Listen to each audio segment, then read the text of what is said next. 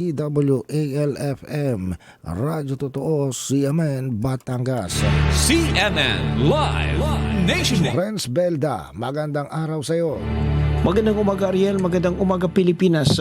Nagdulot ang pagkadismaya sa isang environmental advocacy group ang nilalaman ng State of the Nation Address o SONA ni Pangulong Ferdinand Marcos Jr.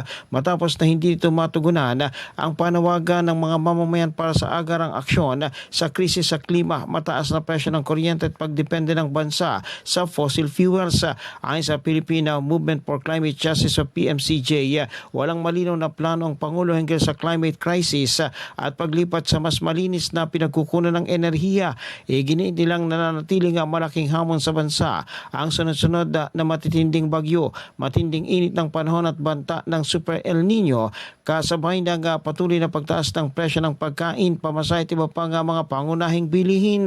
Bagamat kinikilala ng PMCJ bilang positibong hakbang ang pagtanggal ng system loss charge sa mga singil sa kuryente, sinabi nilang hindi nito natutugunan ang pangunahing dahilan ng mataas na presyo ng elektrisidad na kanilang iniugnay sa patuloy na pagdepende ng bansa sa coal at iba pang fossil fuels.